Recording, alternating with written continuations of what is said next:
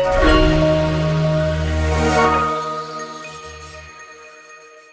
tu es nouveau sur la page, n'oublie pas de t'abonner, de laisser un commentaire, de liker et de partager.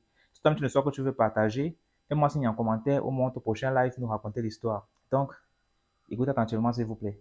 Je suis jamais montée Bonsoir dans ton Karine. live, mais j'écoute beaucoup les histoires et j'ai une histoire à raconter aujourd'hui. En fait, cette histoire a Super. été racontée par ma meilleure amie qui a vécu la scène. Elle avait très peur, elle est venue le même soir me raconter la truc.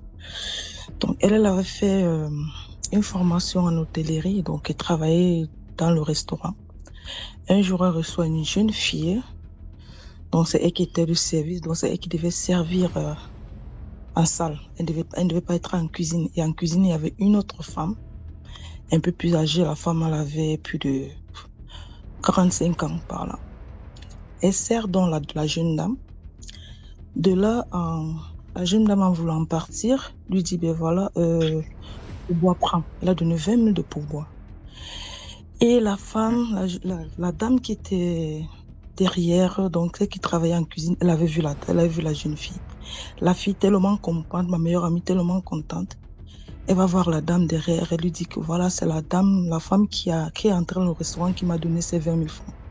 La dame lui dit, va lui remettre ses 20 000 francs. Elle dit, mais pourquoi? Elle dit, je vais t'expliquer l'histoire après. Elle refusait. Elle a pris les 20 000 francs sur les mains de la fille et dès que la fille a vu cette dame, elle a fui, elle est partie. Donc la dame lui dit que cette fille, c'est la meilleure amie à ma fille. Donc je connais très bien cette fille. Cette fille, elles ont eu le bac ensemble. Elle vendait dans un marché que je ne peux pas donner le nom, elle vendait les tomates. Et tous ces trucs-là qu'on dit souvent, oh, assaut. Il y a une dame tous les jours qui vient acheter la tomate chez elle. Elle aussi, elle avait un grand restaurant. Tous les matins, elle venait acheter la tomate et tout. Donc, elle avait déjà visé la fille, en fait. Donc, elle venait acheter les tomates tout le temps. Elle a dit, la fille, moi, je t'aime trop parce que tu es courageuse. Enfin, on sent que tu es courageuse. Tu es, en fait, comment je peux dire ça? Passons, je trouve pas le mot. Elle lui dit, mais j'aimerais que tu viennes m'aider à travailler dans mon restaurant. Parce que ce que tu fais là, ça t'apporte pas beaucoup. Moi, je vais te payer tel montant. Donc, comme la fille ne pouvait pas donc aller à l'école, elle savait que ce qu'elle va gagner, elle va faire en sorte que ses petits frères aillent à l'école. Donc, elle est partie, elle a commencé à travailler avec la femme. Elle a changé. Ce qui est sûr qu'elle travaille dans un restaurant et la femme lui donnait beaucoup d'argent pour se changer les vêtements et tout. Et puis, elle avait des pourboires. De là, elle rencontre un monsieur. C'était un Européen, donc son visage, c'était un Européen. Donc, le Européen dit que bon, je vais sortir avec la dame.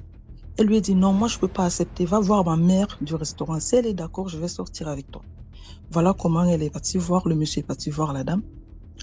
La dame a dit, ok, oui, tu peux sortir avec lui. C'est un monsieur bien. Le monsieur lui a arrosé avec l'argent. Mais le monsieur n'avait jamais couché avec elle. Jamais. À chaque fois, elle disait qu'elle avait envie de coucher avec le monsieur ne pouvait pas coucher avec elle. Donc, un jour, elle invite le monsieur chez elle parce qu'elle avait changé de maison. Hein. Elle n'habitait plus avec ses parents et tout, avec sa mère, parce que son père était mort. Elle n'habitait plus avec sa mère habitait avec son petit frère et tout. Donc, le monsieur est venu dans la maison. Le monsieur lui a dit que, tu sais quoi, comme tu as tellement envie de coucher avec moi, c'est la dernière fois que tu me vois physiquement comme ça. Mais la fille n'avait pas compris. Elle n'avait pas compris que le monsieur, c'était mystique, c'était pas. Elle ne comprenait pas. Elle a accepté. Donc, quand le monsieur a couché avec elle, c'était terminé. À chaque fois que le monsieur a envie de coucher avec elle, il venait sous forme de serpent. Et quand il venait sous forme de serpent, il rentrait en elle, il tournait son ventre comme on tournait le couscous, en fait. Et quand il ressortait, il vomissait de l'argent. Donc, la fille était rentrée dans un cercle vicieux sans se rendre compte qu'elle était rentrée dans ce cercle. Donc, ça a duré des années. Non, je te dis, ma meilleure amie, en fait, c'est sa collègue qui lui racontait cette histoire. Parce que c'était la copine, c'était la mère qui lui racontait, c'était sa fille. Donc, comment je peux expliquer ça? C'était la copine à sa fille.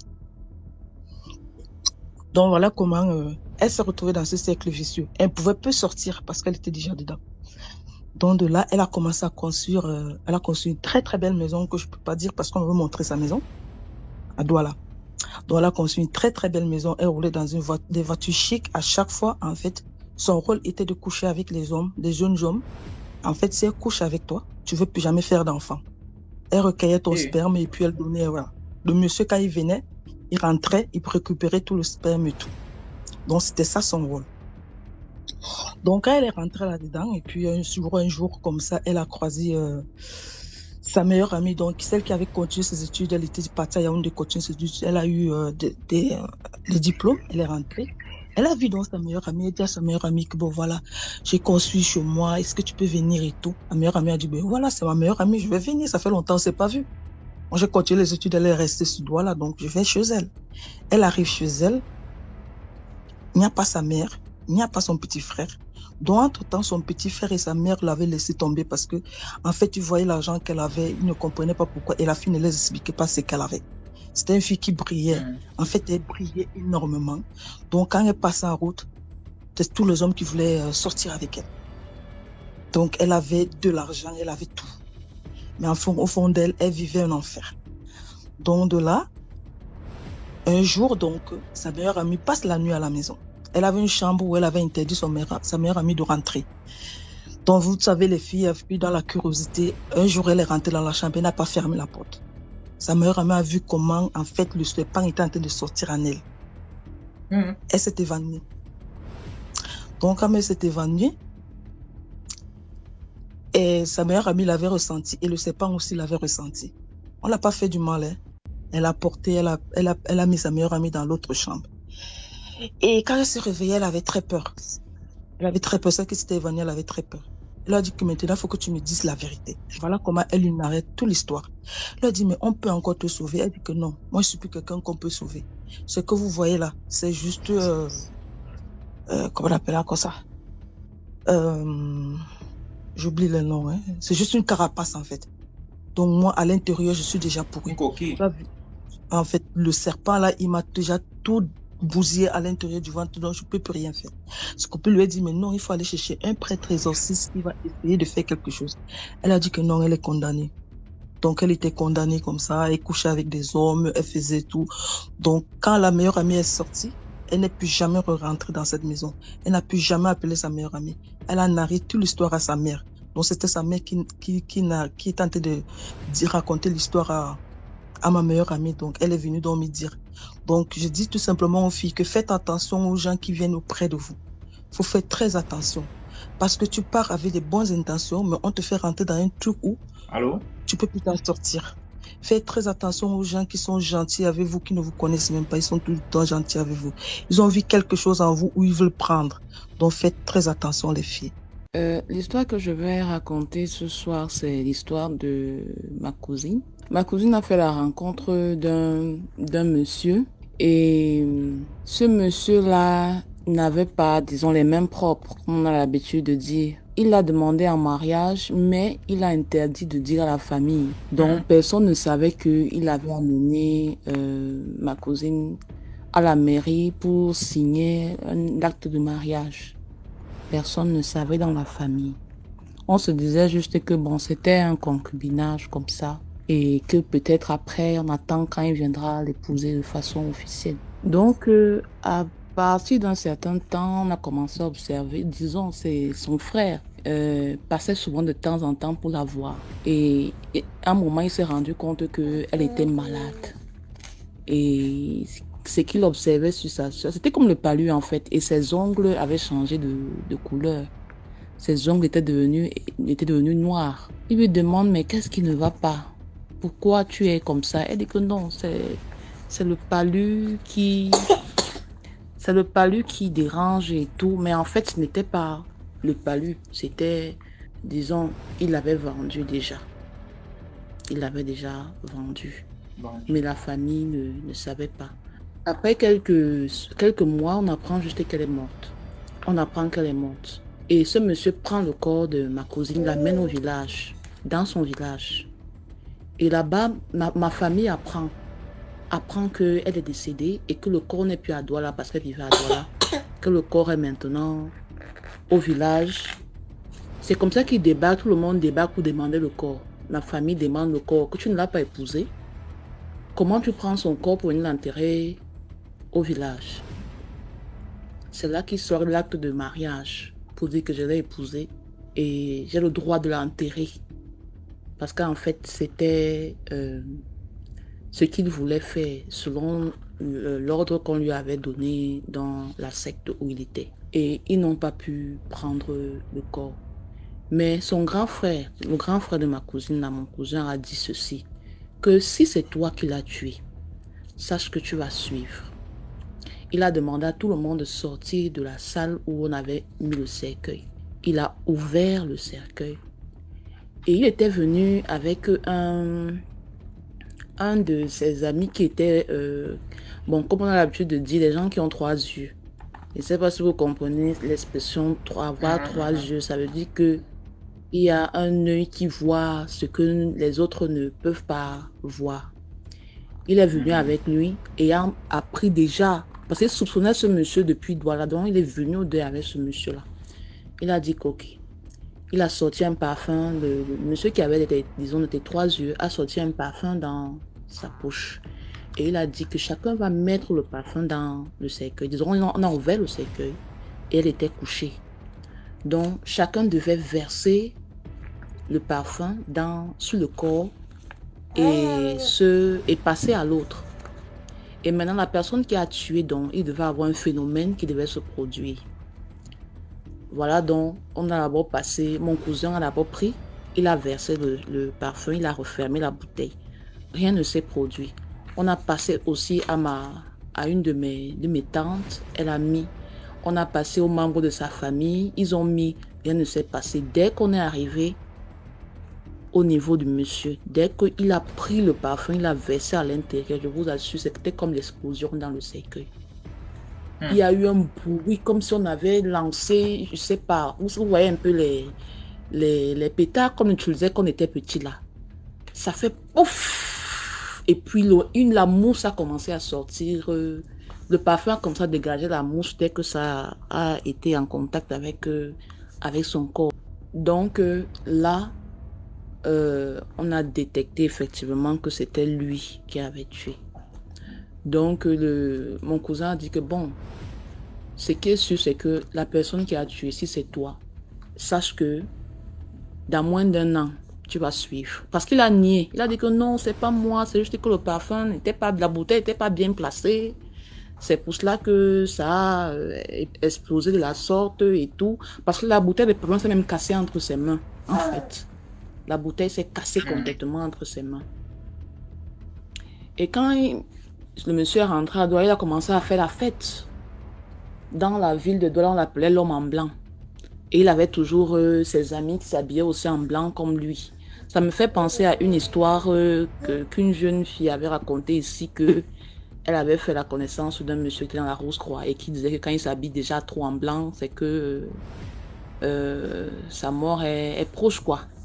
Donc le monsieur s'habillait en blanc et avait des amis qui étaient aussi habillés en blanc et il faisait la fête partout dans la ville. Et après, un moment, le monsieur est décédé. Donc c'était le retour à l'envoyeur qui s'est produit. Quand le monsieur est décédé comme ça, bon, il y a quand même eu un peu de soulagement dans la famille, mais même comme ça, jusqu'à aujourd'hui, on pleure notre cousine là, parce que c'était une très belle femme. On ne sait pas ce qui s'est passé pour qu'elle aille signer l'acte de mariage. Attends. Donc si elle était laide, tu n'avais pas pleuré.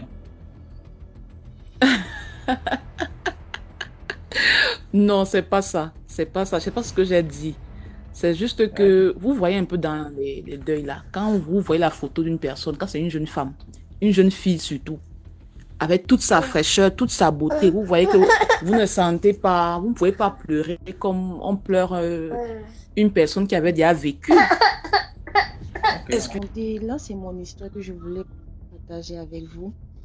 L'histoire d'une voisine. Une voisine à moi, juste collée à notre maison. Cette voisine-là, elle et moi, on n'avait jamais de frottement, on ne se parlait pas, jusqu'à ce que je tombe enceinte. Quand je tombe enceinte, j'ai commencé à avoir des rêves où je la voyais. Elle venait me dire, je veux l'enfant là, je veux l'enfant là, je veux l'enfant là. Dans le rêve, elle venait me parler comme ça. Et quand je sautais, je me mettais à prier. Et puis ça passait. Et le matin, lorsque je me réveillais, à chaque fois que je voyais cette dame, elle me disait toujours, tends-moi la main, tends-moi la main, tends-moi la main. Je dis, mais attends un peu. La main, je te tends la main, pourquoi? Elle me dit, salue-moi, salue-moi. Je dis, non, je ne vais pas te saluer. Il y avait des jours où elle prenait la course derrière moi pour vouloir me saluer. Genre, moi, alors pour éviter, je tends la main et puis je passe. Chaque fois, quand je tends la main, la nuit, je ne dors pas. Je rêve toujours d'elle. Je rêve, genre, j'ai fait une fausse couche. Genre, je ne sais pas, on est en train de me donner la nourriture. Ah, j'ai expliqué à ma mère. Ma mère dit, ah, cette femme, moi, je ne la comprends pas. Mon père dort avec la rage. Il allait frapper à sa porte un jour. Il dit, ce que tu cherches à mon enfant là, sache que si un jour il arrivait qu'elle fasse une fausse couche, toi, tu vas me donner l'enfant là. Parce que toi, on te connaît déjà ici.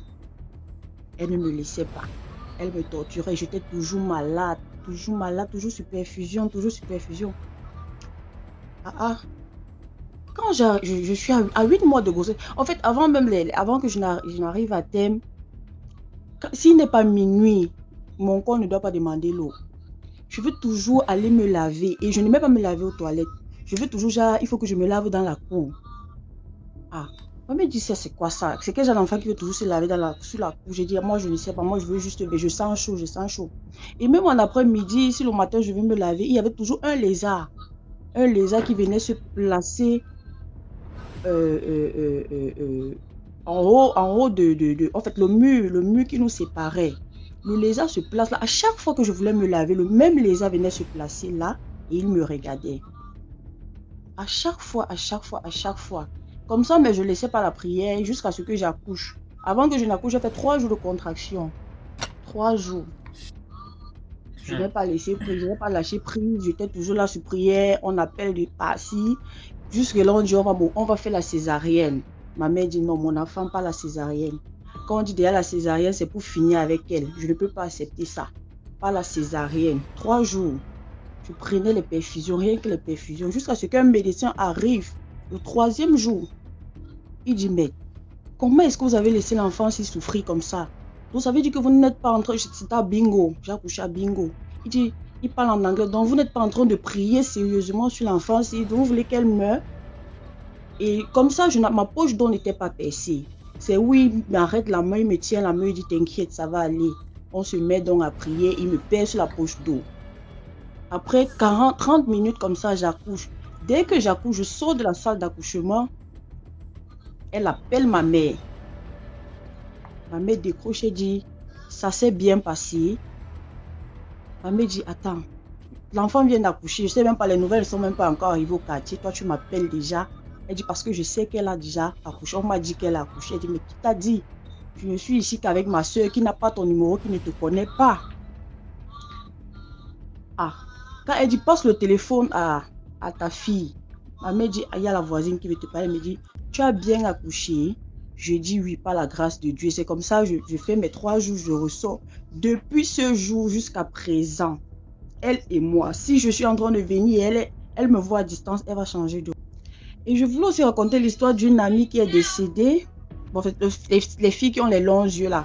Les filles qui aiment toujours que si un nouveau truc sort sur le marché, il faut acheter. La fille, nous étions amis. En fait, moi, je me bats. À un moment, nous étions amis, on marchait ensemble et tout. Après, elle a changé de clan. Ah, une fille tellement, je ne peux pas dire... Bon, en fait, quand je regarde la classe et tout, elle n'avait pas d'argent. Genre, à un moment, elle s'est transformée. Elle avait tout ce qu'il fallait, tout ce qu'une fille... En fait, les nouveautés, comme les filles aiment souvent être au swag à tout moment là. Quand je lui vois, en fait, elle m'évitait jusqu'à ce qu'elle est tombée enceinte d'un ami à moi. Donc, je ne vais pas citer le nom. Elle tombe enceinte. Et décembre passé, elle a accouché. Elle accouche, c'est comme ça, elle décède sur la table. Après son accouchement, on me dit qu'elle est décédée. J'ai dit, ah, elle est décédée comment? On me dit qu'elle a accouché, elle est décédée où? Un mois, on me dit que, tel est en train de sortir, on me dit qu'on voit tel au quartier. Une amie encore, on me dit qu'elle allait au snack. Seigneur. Qu'elle allait au snack. Elle a commandé la boisson. Ce qu'elle a commandé, c'est pas ce qu'on l'a amené. Elle voit donc la serveuse. Elle appelle la serveuse. La serveuse fait comme si elle n'avait pas compris. Elle va donc vers la serveuse au comptoir en fait. Elle dit à la serveuse que mais c'est pas ce que j'ai demandé, donnez-moi tel. On lui remet une ice. Elle se retourne, elle comprend quelqu'un l'appelle derrière. Elle se retourne, elle voit mon ami qui est décédé. Elle saute, elle dit mais je vois flou ou bien. Elle se met à vouloir, elle dit ne fuis pas, c'est moi. Je voulais juste te dire que je suis torturée. J'ai mis ma main là, je voulais pas vous dire. C'était juste une tontine, genre on me donnait de l'argent chaque semaine pour que je m'offre ce que je veux et je ne devais pas tomber enceinte, je ne devais pas accoucher. C'était ça la loi. S'il te plaît, essaye de dire à ma mère. L'enfant est resté chez son gars. La petite soeur à son gars dit ceci. Elle lui a vu. Chacun ne faisait que dire qu'elle lui a vu, elle lui a vu, elle lui a vu. Je dis, mais comment se fait-il que quelqu'un qui est décédé... Parce que moi, c'est la première fois, je vois toujours dans les films, hein. Je n'ai jamais vécu ça, un genre. On me dit qu'elle sort. Jusqu'à ce que son gars, qui est mon ami, me confirme qu'elle est venue avouer qu'elle a besoin de prière. C'est là, on a cherché un prêtre et tout, prier jusqu'à présent, bon voilà.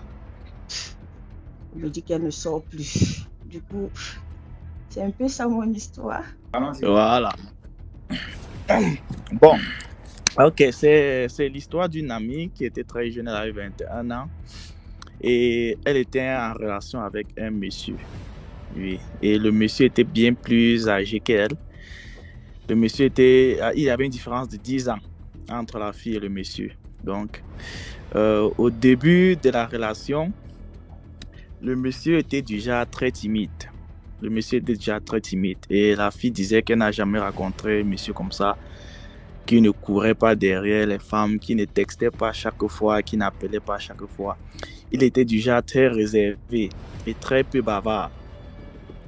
Donc, la fille a fini par se dire que le monsieur n'était pas intéressé par elle. Donc, elle a commencé à penser à beaucoup de choses. Au bout de 2 mois de relation avec le monsieur, un jour, le monsieur l'appelle subitement avec un numéro inconnu. Dès qu'elle décroche, le monsieur lui salue, bonsoir, ma petite, comment tu vas? La petite répond, je vais bien, c'est qui s'il vous plaît? Le monsieur dit, c'est moi tel. Disons, il s'appelait Alex. C'est moi Alex. La fille étant tellement étonnée, elle dit, mais Alex, tu étais où depuis? Tu ne m'écrivais pas, tu ne m'appelais pas, et pourquoi subitement tu m'appelles ce soir? Le gars lui fait comprendre que non, il était trop occupé, le travail avec les voyages et tout ça. Directement, le monsieur lui demande, tu fais quoi ce soir? La fille demande ce soir, elle ne fait rien de particulier. Le monsieur donc l'invite à sortir manger. Et le monsieur lui demande s'il peut passer la chercher le soir avec sa voiture. Elle a accepté. Le soir, le monsieur est passé la chercher. Elle était toute contente, elle était très excitée puisque le monsieur était le genre d'homme qu'elle aimait. Il était jeune, il était ambitieux, il était riche. Donc, ils sont sortis, ils sont allés manger ensemble. Et arrivés au restaurant où ils dînaient ensemble, pendant le dîner, le monsieur lui posait beaucoup de questions sur sa famille, sur ses amis, ses études et tout ça. Et puis, le monsieur lui a proposé en mariage. Le monsieur lui a dit qu'il voulait l'épouser le soir-là. Étant tout étonnée, et puisqu'elle aimait le monsieur, elle a accepté.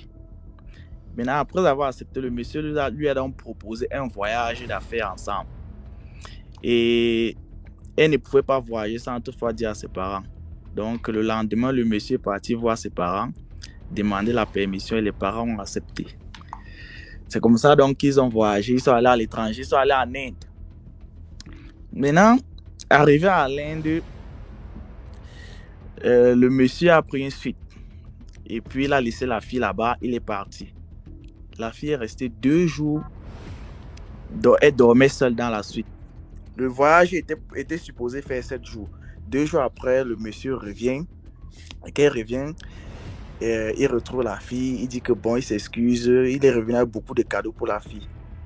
Maintenant, le soir là, ils ont donc couché ensemble. C'était la première fois. Comme c'était la première fois, la fille était tout excitée et fière puisqu'elle était vraiment amoureuse du gars. Mais ça ne s'est pas passé comme elle elle pensait.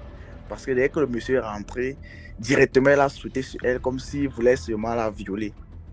Et la fille lui a fait comprendre que non, entre-temps, elle ne peut pas le soir là parce qu'elle était en sa période. Le monsieur n'a rien compris et puis il a forcé les choses, il a fait ce qu'il avait à faire. Après, maintenant, le monsieur s'est excusé devant la fille. Il a acheté beaucoup de cadeaux, il a expliqué beaucoup de choses. La fille a compris puisque elle aimait. C'est comme ça qu'ils ont donc décidé de rentrer. Quand ils sont rentrés maintenant, il est allé officiellement au village de la fille demander sa main en mariage. La fille était vraiment heureuse puisque c'était un gars riche. Ils ont fait un mariage. Et puis là, il y a encore rien de mystique, les gars. Ça vient. Maintenant, alors, pardon. Maintenant, après le mariage, les gars sont allés s'installer dans la villa du monsieur. Maintenant, après le mariage, les gars sont allés s'installer dans la villa du monsieur. C'est comme ça que le monsieur partait, faisait les 5 mois, les 6 mois sans revenir à la maison. Donc la fille était toute seule dans sa villa. Et maintenant qu'elle revenait à la maison, il insistait qu'il veut faire le rapport avec la fille là seulement quand elle est en sa période. Bon, ça gênait la fille là, mais puisqu'il aimait, elle acceptait aussi. Mais elle se posait beaucoup de questions. Pourquoi est-ce que le monsieur ne peut pas faire 6 mois et qu'elle revient, il veut seulement faire les rapports avec moi pendant ma période? Si c'est comme ça, comment est-ce qu'on va faire pour avoir les enfants? La fille a commencé à se poser beaucoup de questions. Et puis elle avait peur.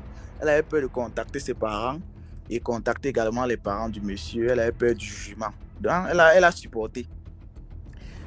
Donc le monsieur voyage, il fait 5 mois, il revient, il couche avec la fille pendant ces périodes. Donc la fille se pose la question, que si ça continue comme ça, comment est-ce que je vais faire pour avoir les enfants?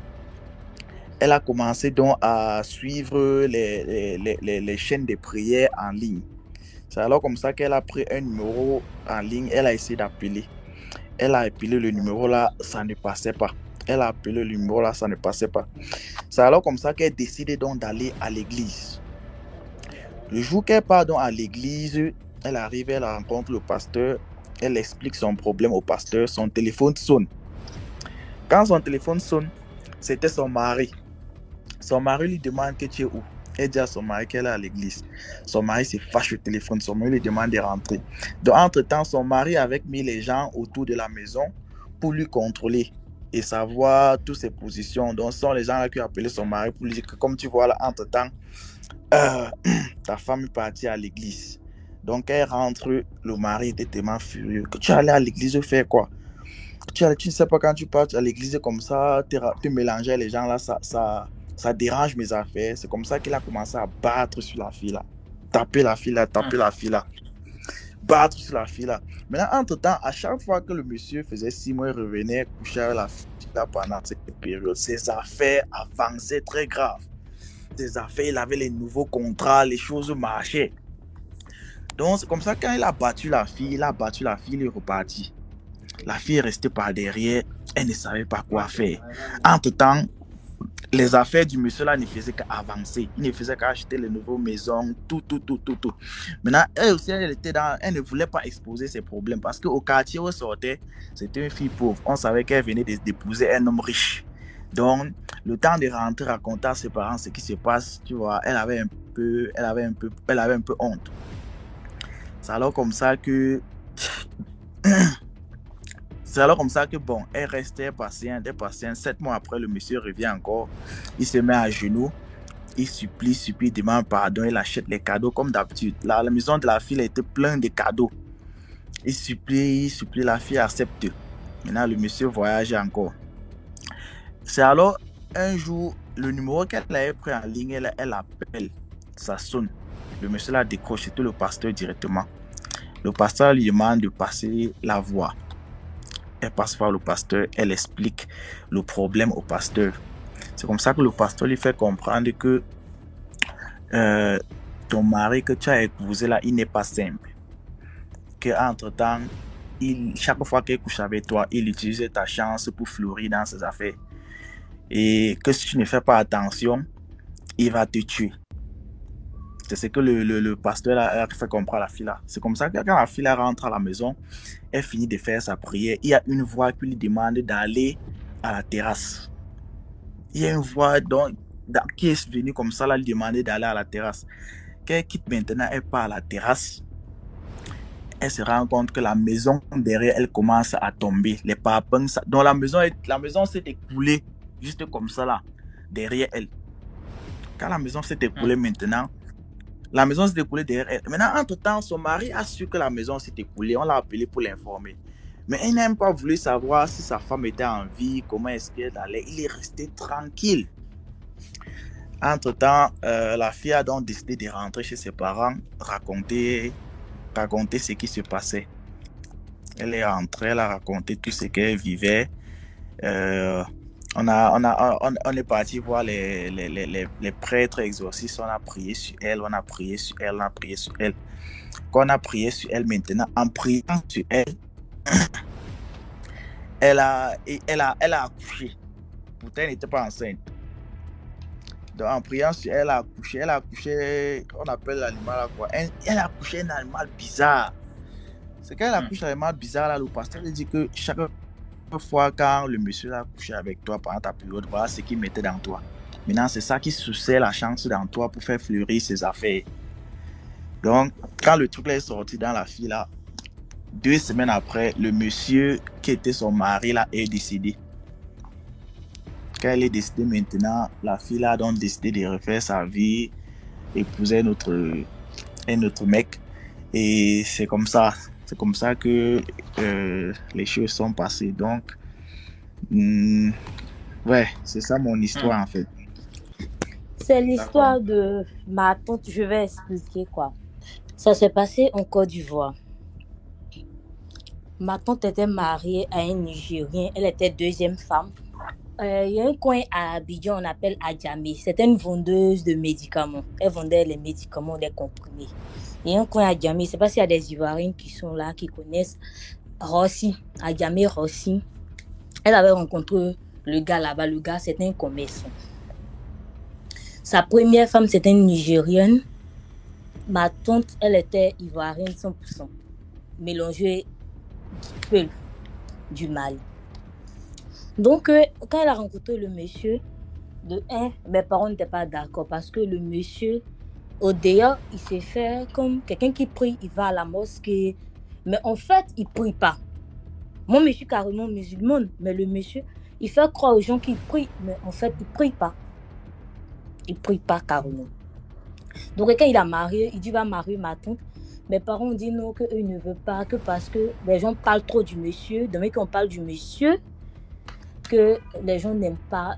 En tout cas, les gens parlent du monsieur au quartier, il n'a pas une bonne image en fait. Il n'a pas une très bonne image. Que donc, eux ne veulent pas carrément. Donc, par les négociations, par mes tantes, mes grands-pères, tout le monde a parlé. On dit qu'il n'y a pas de souci, on va lui donner. Donc, elle s'est mariée carrément. Quand elle s'est mariée, 1 an, ça allait. 2 ans, ça allait. 3 ans, on voit que ça ne va pas du tout. Ma tante ne fait pas d'enfant. Alors qu'elle a déjà une fille de 16 ans, qu'elle a été très très jeune, mais elle ne fait pas d'enfant carrément. Elle ne fait pas d'enfant. Donc, maintenant, elle est partie voir les charlatans. C'est une femme qui voyage beaucoup. Donc, elle est partie voir les charlatans. Elle a expliqué son problème à un charlatan. Et puis, le charlatan a dit que, ton problème, c'est un peu mystique, sans te mentir, que ton mari qui est là, pose-lui la question. Et puis, pose à la première femme pourquoi elle ne fait pas d'enfant aussi. Elle est partie, elle a demandé à la première femme que, depuis que je suis rentrée, ça me fait 3 ans, je ne fais pas d'enfant. Alors que j'ai une fille, je n'ai pas de problème du tout. Je ne fais pas d'enfant, pourquoi? Elle a expliqué ça. La première femme dit que demain que tu es venue, que quand tu rentres dans un bateau, et puis tu vois, demain que tu vois tous les habitants du bateau se comportent là, comporte-toi comme c'est là. Que ici là, personne ne fait enfant. Que avant de rentrer, on t'a pas dit que ici là, personne ne fait enfant. Elle dit comment ça? Elle dit non. Qu'on m'a pas expliqué ça comme ça. Non, on dit non, on dit explique-toi bien. Donc, ok, il n'y a pas de souci. Elle est restée dans ça jusqu'à. Elle est partie voir le charlatan. Quand le charlatan dit que ton mari, en fait, quand il sort avec vous, vous ne pouvez pas faire d'enfant. Parce que le pacte, c'est là. Qu'il a signé le pacte avec le diable, c'est là. Donc, il ne peut pas faire enfant. Quelqu'un ne peut pas faire enfant. Ni la première, ni la deuxième peut faire son. Personne ne peut faire son. Donc, elle est dedans comme ça, elle ne peut pas faire d'enfant jusqu'au... Ça fait un truc de 3 ans. Comme ça, elle est là. C'est un truc comme ça, une petite histoire, je voulais expliquer comme ça de ma tante. Mais après, elle n'a pas fait l'enfant. Ou bien elle a fait l'enfant. Ou bien toi, ce n'est que la partie là que tu vas nous raconter. En fait, elle n'a pas fait d'enfant même. Elle a fait 3 ans. Jusqu'à maintenant, elle n'a pas fait l'enfant. Jusqu'à maintenant, elle n'a pas fait l'enfant. Quand tu dis elle n'a qu'à quitter dans le mariage, elle prend des décisions. Elle peut se lever aujourd'hui comme ça, que je vais quitter cette relation, mais elle n'arrive pas.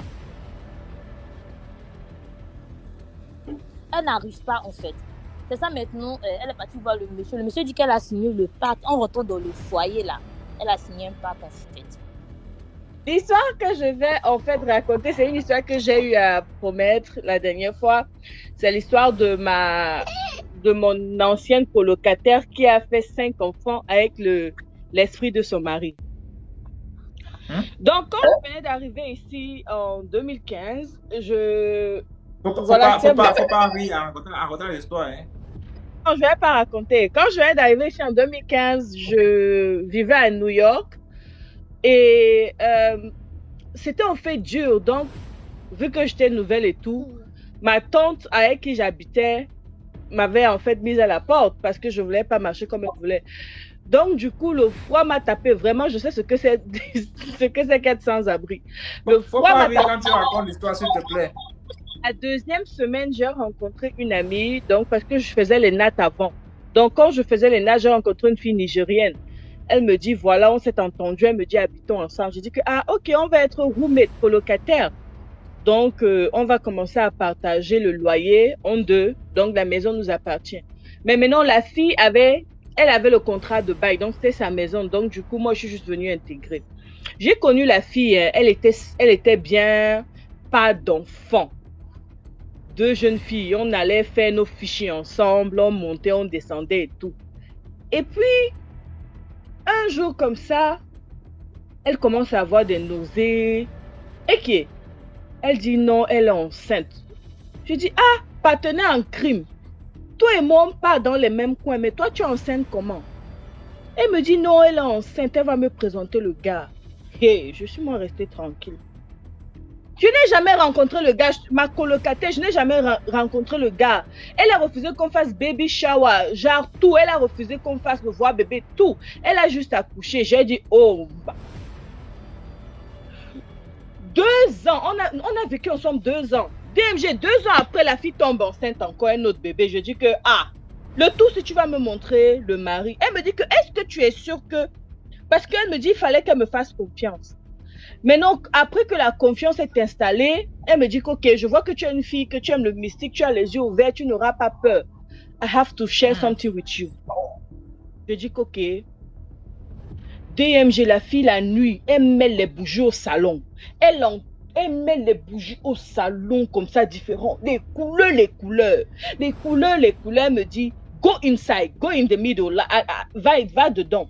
Elle me dit, peu importe ce qui se passe, n'aie pas peur. Je dis, moi la fille, je n'ai plus eu peur du désert, c'est ici que je vais avoir peur. Elle me dit que je dis, fais ce que tu as fait. La fille commence à, j'entends, elle dit atekate 3 fois. Après avoir dit atekate, DMG, la maison commence à être congelée. Je dis, maison congelée. Je dis, pour moi, elle est venue. C'est comme ça, je vois les lumières, les bougies là font vous ça, les bougies arrêtent. Il n'y a qu'une seule bougie, celle qui est à côté de moi, qui s'allume la flamme. Et elle m'avait déjà dit que si la lumière, la bougie là s'éteint, ça veut dire qu'il il veut pas me voir, il n'aime pas mon esprit. Mais si ça reste allumé, il aime mon esprit. Viens me voir avec le courage. Je suis restée là. DMG, j'entends. Elle me dit, you will. Genre, je vais parler en français, excusez-moi. Elle me dit, tu vas entendre sa voix, mais tu vas pas le voir, mais il va parler. DMG, je te jure sur les scènes de ma maman que j'entends comment quelqu'un se présente à moi, il me dit, oh, moi c'est elle. Genre, moi c'est DMG. Attends, mais comment? Avec tout ce qui existe, tu veux pas vraiment jurer sur les scènes de ta mère, pourquoi non? Oh, non, attends. La personne me dit, moi c'est elle. Je dis, ok, je peux pas dire son nom. Moi c'est elle. Parce que ma copine m'a donné, j'ai demandé à ma copine si je pouvais raconter son histoire. Elle m'a dit oui, parce qu'elle est délivrée maintenant. Elle me dit, la personne dit, moi, c'est elle. Et je dis, moi, c'est moi aussi, je me présente. J'ai le courage, j'ai peur. Mes pieds tremblent dedans. Ancienne aventurière, mes pieds tremblent. Mais je mange le courage. Je dis que, une fille passe en guerre, je ne peux pas mourir. Je sais les dents, je parle aussi au gars. Je parle au gars. Je dis, mon anus est attaché comme ça. Je parle au gars. On parle, il se présente. Il me dit que vraiment, il est content de moi. Que ce qu'il n'aime pas sur moi, c'est qu'il ne veut pas que j'amène trop de garçons dans la maison. Il me dit que vraiment, en habitant avec la fille, qu'il y aura beaucoup de choses qui vont, déjà beaucoup de bonnes choses vont nous arriver, que vraiment on va manquer de rien, mais s'il te plaît, faut pas, les hommes vont venir. C'est où je lui dis que, mais, c'est où je dis à ma copine que, mais moi j'aime les hommes. Comment les hommes vont pas venir? Il me dit non, ma copine me dit non, on peut arranger, on peut aussi me présenter quelqu'un de l'autre. Je dis, ah, moi je peux pas faire ça. C'est où, quand je dis je peux pas faire ça, c'est où le gars se fâche, la bougie c'était, la fille me dit, you're supposed to say yes, he's upset now, he left, il est parti comme ça. Quand il est parti, DMG, ma vie est devenue le chewing-gum. Je dis, quand le gars est parti comme ça là, mon petit salon où elle et moi on se battait, la patronne arrive et dit non, j'ai volé l'argent de la caisse. Je dis, hey, c'est comme ça on me renvoie. C'est comme ça toutes les filles se plaignent que quand je fais leur tête, oh les têtes sont à moitié, oh les têtes, je dis les problèmes. C'est où je regarde la fille, je dis à la fille, ok, moi je vais partir de la maison. Elle me dit, ok, tu vas partir, il n'y a pas de problème. DMG, la nuit où j'ai dit à la fille que je vais partir de la maison, DMG, tous mes papiers, mon passeport, jusqu'aujourd'hui, je n'ai pas de passeport. Mon passeport camerounais, tous mes papiers ont disparu. Je dis, tous mes papiers ont disparu. Disparu de la mois où je gardais mes papiers. Mes papiers ont disparu. J'ai rien vu. Quand je vais aux toilettes pour me laver la nuit, parce qu'avant ma prière de minuit, j'ai l'habitude de, quand je brûle mon 4 côtés, comme j'ai l'habitude de faire, je mets le sel dans l'eau, je me lave. Donc, quand j'ai brûlé ma maman m'a rappelé, ma maman me dit, brûle le 4 côtés, n'oublie pas. Quand j'ai brûlé ce chat, elle me laver avec du sel. DMG aux toilettes là-bas, quelqu'un m'a renversé. C'est parce que tu m'as pas vu. À cause de ça, je fais pas cheveux courts. Parce que j'ai une grosse marque. On m'a tiré aux toilettes. Je dis, on m'a tapé comme ça, au sol. Je dis, on m'a tapé, les tapes, comme un homme te tape, tu cries, aïe, aïe, au secours. Je dis, on m'a tapé, coup de poing sur coup de poing. Je criais, c'est comme si on n'entendait pas. Je criais, c'est comme si on n'entendait pas. On m'étouffait. Je dis, je ne pouvais même pas dire Jésus. On m'étouffait. On m'a tapé au moins, je ne sais pas combien de temps. C'était long pour moi. Quand le gars finit de me taper, il part. Le lendemain, la fille me dit, ah, maintenant j'ai l'autorisation de partir. Mais que comme je pars là, ce qui s'est passé dans la maison reste dans la maison. Je dis oui. Et je vais te dire que j'ai fait 4 ans avec elle. En 4 ans, elle a eu 3 enfants. Donc, la première grossesse, c'était une fille. La deuxième grossesse, c'était des jumeaux. Et la troisième grossesse, des jumeaux. Donc, en 4 ans, elle a fait 4 enfants. Maintenant, quand je fuis la maison, je laisse mes bagages. En fuyant maintenant, j'ai laissé parce qu'avant, j'avais le permis de travailler. J'avais un permis de travail. Donc, il fallait que je récupère mon permis de travail. Donc, c'est comme ça, maintenant, je viens récupérer mon permis de travail dans la maison. Quand je viens récupérer mon permis de travail dans la maison, je ne savais pas que j'avais fait l'erreur. J'entre dans la maison comme ça. À peine j'entre dans la maison, on me tape. Je dis, DMG, on me tape encore. Je dis, on me tape bien. La fille me dit, non, il ne faut plus venir chez moi. Je vais te donner tes papiers. Donc, c'est comme ça que, après ça, elle est venue un autre jour, je suis sortie, j'ai changé d'état. Elle est venue me retrouver à l'état où j'habitais. Elle me dit vraiment son esprit même et tout. On a cherché un pasteur, voilà, on a fait la délivrance à la fille. Vraiment, ses enfants sont toujours vivants. Hein. Elle a de très beaux enfants. Mais elle n'a pas de situation, elle n'a pas de mari. Elle est délivrée, le gars ne vient plus parce qu'elle a un boy. Elle couche avec d'autres hommes. Avant, elle ne couchait pas avec d'autres hommes. Mais le problème, c'est que aucun homme ne reste avec elle. Donc, elle a les hommes, mais ils viennent, comment je peux dire ça? Ils viennent, on sort avec elle et on la laisse. Donc, elle est comme le chiffon, en fait. Aucun homme n'a de la considération pour elle. Vraiment, aucun homme n'a de la considération pour elle. Bon, maintenant, elle est dans la prière. Moi, j'ai changé de ville encore une fois de plus et après, je suis au courant d'elle. Donc, voilà, on fait l'histoire. Merci beaucoup pour l'histoire, Alexis. Mais après la prière, là, ça n'a pas arrangé son problème d'homme, là. Non, la prière, elle est encore dans la prière. Donc, actuellement, je te parle, elle est encore dans la prière et moi, on se parle. Quand j'ai eu mon enfant, elle m'a dit qu'elle veut venir chez moi. Bon, j'ai refusé parce que j'avais peur de ses esprits. Mais elle est toujours dans la prière. Elle a des hommes. Quand elle rencontre un gars, elle me dit, j'ai rencontré le gars. Si après, elle m'appelle, elle me dit, ah, le gars, c'est avec lequel je sortais, il m'a abandonné, mais il a épousé. Donc, c'est genre, les gars se plaignent. Parce que j'ai eu à causer avec certains des gars avec qui elle sortait. Les gars me disent que quand ils sortent avec elle, rien ne marche dans leur vie. Mais quand ils abandonnent, tout va bien. Donc, la fille est comme ça, vraiment une très belle fille. Je dis, si tu vois la fille, elle est grande de taille. Elle a, je dis, grande de taille, longs cheveux, le teint, c'est le teint du tchatcho. Pas les tchatchos qu'on mélange 200 là. Tu vois son teint, ça brille comme le soleil. Je dis, les yeux seulement. Les fesses sont là, les seins sont devant comme ça, ping-pong. Mais il n'y a pas garçon qui va l'aimer. Ouais. Tout à l'heure. Merci, bye bye. D'accord. Ça, les seins sont là. Elle a dit qu'elle est juste les seins de sa mère. Vraiment, les seins de la mère ont souffert. Et elle avait quelque part, elle ne sait pas qu'on a encore joué sur les seins ici. Ça, vraiment.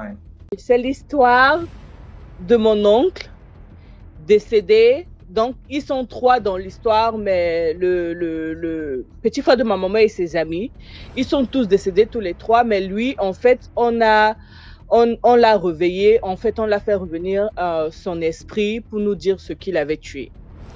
Donc, il était un homme en tenue et il a ses 2 amis qui partaient souvent faire des jobs. Donc, quand ils arrivent dans la maison d'un type, le type, sa maison est sécurisée et il n'y a que les hommes en tenue qui entrent, qui sortent. Mais donc, pour entrer, tu dois être vraiment quelqu'un de l'armée. Donc, ils vont faire le job là-bas et puis, arriver en faisant le job, les réflexions de la maison, ils découvrent le coffre du type ouvert. Et le coffre du type avait l'argent, les choses, les bijoux. Et qu'est-ce qu'ils font? Ils appellent mon oncle. Comme ce sont des doigts là, ils disent à mon oncle, Amoto, il y a planoye, donc Amoto, il faut que tu viennes nous aider. C'est comme ça que mon oncle aussi laisse le travail. Et Seigneur Jésus, il va porter le coffre et faire sortir ses amis d'où ils étaient en train de travailler. Donc ils disent, oh, au revoir, on a terminé tout ça, ils sont sortis. Derrière eux, le monsieur reste dire, qui a pris ma chose? Qui a pris mes choses? J'ai perdu les choses. Ils disent, non, c'est pas nous, c'est pas nous, c'est pas nous. Le type dit, ok, sans problème. Le type a même eu à payer ses gars. C'est passé. 2 années, 3 années, 4 ans se sont écoulés, 5 ans se sont écoulés. Ils ont vendu l'argent, ils ont vendu les choses, ils ont divisé l'argent. Mon oncle a même acheté la voiture. Ses 2 amis ont arrêté de faire les petits jobs qu'ils faisaient. Ils ont ouvert des boutiques. C'est où, hein? Le type maintenant a dit, ok, ça arrive. Un est mort. Le deuxième est mort. Maintenant, quand le deuxième veut mourir, qu'est-ce qu'il fait? Avant de mourir, il cherche à contacter mon oncle, mais mon oncle, lui, on l'avait envoyé au nord. Il a été affecté au nord. Mon oncle était au nord ce temps-là. Il n'y avait pas moyen de communiquer avec mon oncle parce qu'eux, ils étaient déjà allés voir des marabouts et on l'avait déjà dit que c'est le type qui veut le tuer, qui est en train de les finir. Donc, mon oncle, lui, était encore capable de se sauver. Mais n'étant pas en contact avec mon oncle et ayant peur de ma grand-mère et de ma famille, tout ça, il ne voulait pas. Donc, il a laissé ça pour lui. Il a maintenant dit à la maman de son enfant de dire ceci à mon oncle, rien qu'à mon oncle. C'est comme ça qu'il est mort. Mon oncle revient dire à mon oncle que telle personne l'a tué. Maintenant, mon oncle sortait avec sa... tapé d'eau. Mon oncle sortait avec la go de son frère. Donc maintenant, quand mon oncle vient, la fille a peur qu'en disant tout ça, ça va déranger leur love. Le gars sera concentré dans le mystique. Donc elle a continué la tuerie. Les sorties, les bruits. Elle n'a pas dit au type que voici ce qui peut te sauver, voici ce qui a tué ton ami. Quelque temps après, mon oncle tombe malade. Le gars maigrit, il maigrit. Et il maigrit comme le bambou. On trouve aujourd'hui, on trouve ceci, demain on trouve le sida, après on trouve l'œil, après on dit c'est le cancer de l'utérus, le cancer du poumon. Je dis, le type a eu les maladies de toutes sortes. C'est où, comme moi je suis toujours ce que je suis, je dis à ma mère que dis donc, allons demander. Ma mère me dit que non, on ne peut pas. Je dis que allons demander. Ma mère me dit non, c'est l'hôpital. C'est comme ça que je convainc ma mère que allons demander. Ma mère, pas elle demande. Tout ça, la famille se renseigne. Le temps de demander, on se rend compte que il est déjà trop tard parce que mon oncle avait déjà travaillé la phase de récupération.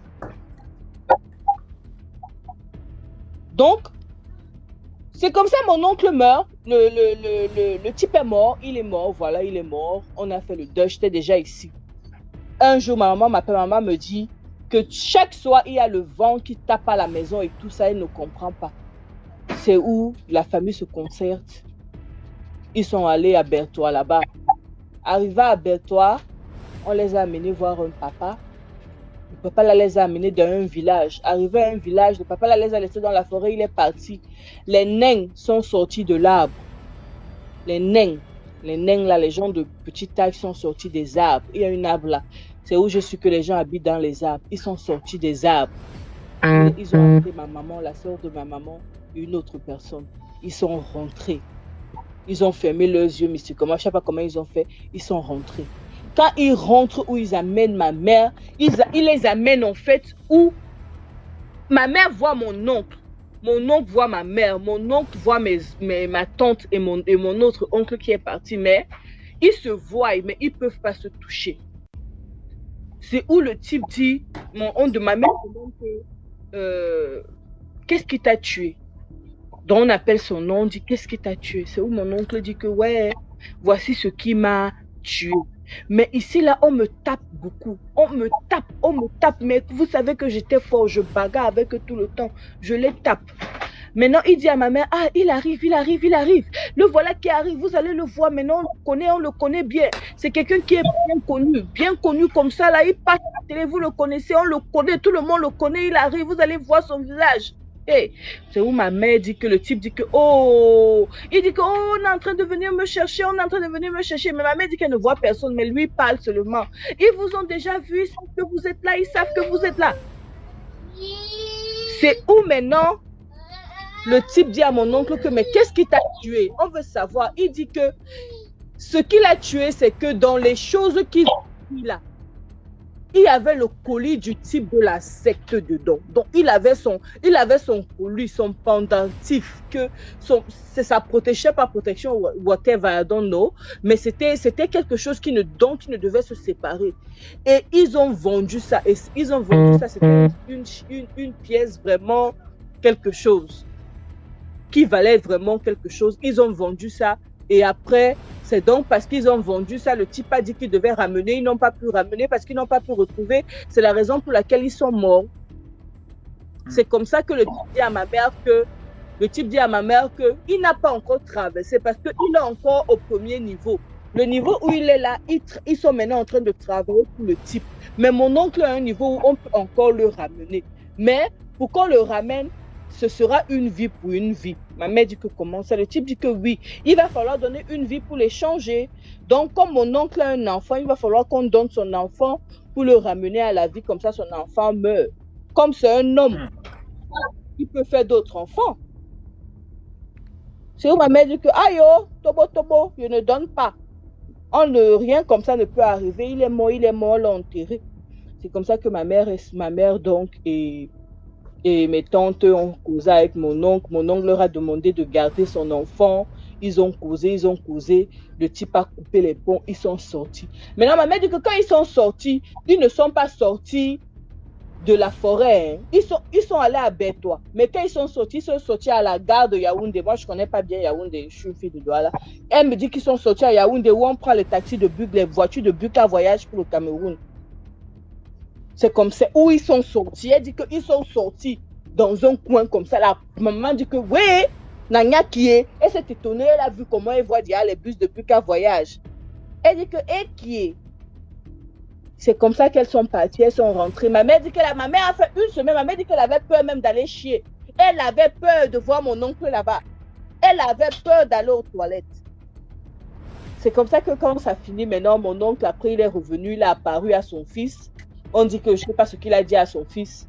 Et après, voilà, c'est passé quoi. En fait, mon histoire, c'était parler une histoire. Je voulais juste édifier les gars pour dire que il y a des gens que ton frère ou ton ami a quelque chose, il ramasse ou il t'appelle que viens, on fait ça. Tu peux mourir d'une mort qui n'est pas ta mort à cause de ce que quelqu'un a fait. Des choses que ma copine, on m'a donné quelque chose, aide-moi aussi à arrêter. C'est comme ça que tu ramasses ta mort. Donc vraiment, on doit faire attention. Le dehors est miné, le dehors est gâté. Il n'y a plus de confiance, il n'y a plus d'amis. Parce que maintenant, même ta propre famille, il suffit que tu aies une bonne étoile, personne ne va t'aimer. Donc on doit vraiment faire attention en fait. C'est un peu ça. On va prendre une autre personne. Hein. Le temps que tu t'accordes avec tes esprits là. Essaie un peu de t'accorder avec les esprits pour voir si tu peux raconter des histoires. Parce qu'on ne sait jamais. Sama, bonsoir. Bonsoir. Est-ce que tu vas bien? Apparemment, les esprits t'ont visité. Hein. J'ai vu l'œil rouge, on dirait qu'on t'a donné une bouilla. Non, c'est le Sharingan. Ok. Tu as caché ceci. Ok. Je salue le PDG d'abord du bar du Shabbat, quoi. Monsieur Micha. C'est le PDG du Shabbat. Bon, en fait, j'ai une petite histoire et elle est bref. C'est l'histoire d'un ami. Un ami qui fréquentait trop les boîtes de nuit et qui aimait trop les filles. Merci Blandine. On a envoyé un grand cadeau. Je peux même te couper s'il te plaît. On a quand même envoyé un grand cadeau. Merci Blandine. C'est bon? C'est bon. Ok. C'est un ami, il a l'habitude de fréquenter les boîtes de nuit, les filles et autres. Et puis un jour, il nous a ramenés à la maison, nous étions sortis. Il nous a ramenés vers les 2h du matin, nous sommes rentrés. Quand il rentrait pour aller encore s'amuser, il rencontre une fille au bord de la rivière. La fille était bien habillée, sexy et tout. Il s'arrête et dit à la fille « Salut, ça va? Tu pars où ?» La fille dit que je suis sortie pour m'amuser. Et il propose à la fille d'aller avec lui passer la soirée et tout. La fille entre dans la voiture, ils arrivent en boîte. Il causait avec la fille, il est parti prendre des boissons pour eux et tout. Mais à sa grande surprise, lui causait avec la fille, mais les autres le voyaient en train de bavarder seul. Et puis, il a dit à la fille, on continue la soirée à la maison. La fille dit, il n'y a pas de souci. Ils sont arrivés dans la maison. Dès qu'ils sont là-bas, il dit à la fille, excuse-moi, je vais aller me débarbouiller, enlever la sueur et tout, je te reviens. La fille dit, il n'y a pas de problème. Il entre dans la douche, il s'enferme. Il est dans la douche, la fille apparaît dans la douche en lui disant que tu te laves seul, je ne peux pas t'accompagner. Il dit, mais tu as fait comment pour rentrer dans la douche? Elle lui dit que moi, je suis une fille des eaux et à chaque fois, je te voyais tourner de gauche à droite avec les filles et tout. Alors, on fait comment?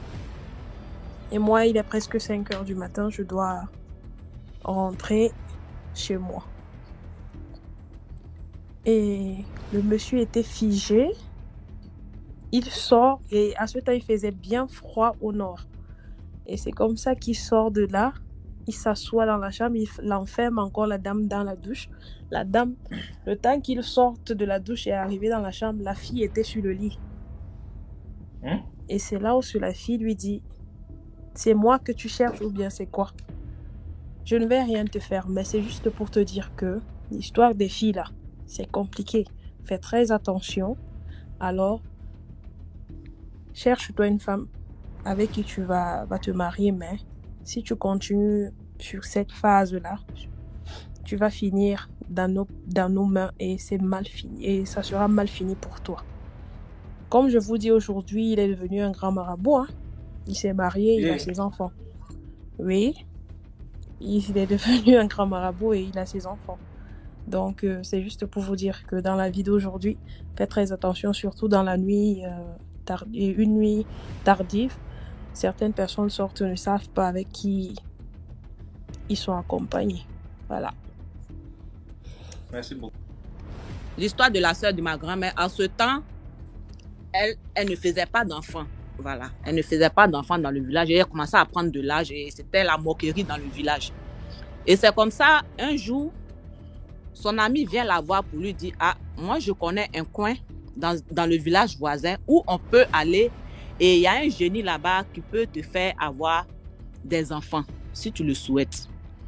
Et c'est comme ça, elle a accepté d'aller avec sa copine dans le village voisin. Et arrivé là-bas, il devait se rendre dans une forêt. Elle devait se rendre dans une forêt. Allô? Vous me suivez? Voilà. Et le coin, c'était dans une forêt. Et dans la forêt, il y avait un gros caillou. Voilà. Donc, dans ce caillou-là, il y avait un trou. Donc, c'est dans ce trou-là qu'elle devait se rendre avec sa copine et parler avec le génie pour qu'elle puisse avoir d'enfants. Donc, arrivé là-bas, sa copine a refusé de rentrer et sa copine lui a demandé de rentrer elle seule. Et elle est rentrée. Donc, quand elle est arrivée là-bas, elle était dans le noir. Et il y a une voix qui est apparue dans le noir là pour lui demander les nouvelles. Qu'est-ce que tu es venu chercher? Tu es là pourquoi? Et comme ça, elle a dit non, je suis là pour avoir des enfants. Et comme ça, le génie lui a dit bonne arrivée. Mais actuellement, tous mes enfants sont sortis. Que j'ai qu'une fille, une seule fille avec moi, mais elle est très compliquée. Ça fait que quand les gens viennent et ils ne trouvent pas les autres enfants, je refuse de donner cette dernière-là parce qu'elle est très compliquée. Je ne peux pas te la donner. Si tu peux patienter à ce que les autres enfants rentrent et parmi ces enfants-là, tu vas choisir. Et c'est comme ça, ma tante, ma grand-mère, tellement qu'elle avait peur, elle dit qu'elle n'a pas voulu attendre. Donc, elle a dit comme ça au génie que je ne peux pas attendre, que je préfère prendre celle qui est là. Et le génie lui a demandé comme ça, tu es sûr que tu pourras la supporter? Elle dit non, que je vais la supporter parce que je ne peux pas attendre. Et c'est comme ça, le génie lui dit de fermer ses yeux et elle ferme ses yeux et il y a un petit caillou qui sort dans sa paume, un petit caillou. Et le génie lui dit, c'est l'enfant. Il faut partir. Arriver, il faut mettre le caillou sous ton oreiller. Et c'est comme ça, elle sort et elle commence à parler avec sa copine. Et elle dit à sa copine, voilà le caillou que j'ai reçu. Et le génie m'a dit de mettre ça sous mon oreiller. Et c'est comme ça, elles sont rentrées. Elles sont rentrées au village. Parce que c'était dans un autre village voisin. Donc, arrivée au village, qu'elle a mis le caillou sous son oreiller. Dans le même mois, elle est tombée enceinte. Ça, c'est une histoire vraie. Voilà, c'est l'histoire de la sœur de ma grand-mère. Donc, arrivée dans le village, dans le même mois, elle est tombée enceinte. Donc, quand elle est tombée enceinte, elle a accouché une petite fille. Donc, quand elle a accouché la fille était vraiment, vraiment jolie. Voilà. La fille était jolie et au fur et à mesure que l'enfant grandissait, l'enfant refusait de se laver elle-même. C'est-à-dire, elle-même, elle ne prenait pas son bain et elle n'était pas comme les autres enfants. On devait tout faire on devait tout faire pour elle. Elle était comme une princesse, au fait. C'est sa maman qui l'habillait, c'est sa maman qui lavait ses habits, tout ça. Malgré qu'elle était déjà devenue grande, elle était même dans les 17 ans, 18 ans, c'est sa maman qui faisait toujours tout pour elle. Et c'est comme ça, un jour, elle retourne encore voir le génie et elle parle avec lui que « Ah, tu m'avais prévenu, mais depuis que j'ai accouché l'enfant ne fait rien. Est-ce que tu peux pas, il n'y a pas un autre moyen pour qu'elle puisse faire ces choses elle-même ?» Et le génie lui a dit comme ça, non, je t'avais prévenu dans l'année où tu es venu. Si je t'ai dit, c'est elle seule qui restait. Et elle, c'est une princesse. Tu dois la traiter comme une reine. Elle ne peut pas aller au champ, elle ne peut rien faire. C'est toi qui dois faire tout pour elle. Et c'est comme ça, elle retourne. Donc, quand elle est retournée, même sa fille a grandi, elle s'est mariée. Mais quand elle s'est mariée, c'est toujours à la maison qu'elle restait. Et c'est sa maman là qui faisait tout pour elle. Elle a eu 3 enfants. Ses enfants même ont grandi, mais sa maman était toujours là pour elle. C'est sa maman qui la portait, qui portait son eau pour mettre dans la douche. Elle était tout le temps là, elle s'habillait, elle sortait, elle faisait les sorties, mais elle ne travaillait pas comme les autres enfants. Elle travaillait pas comme les autres enfants.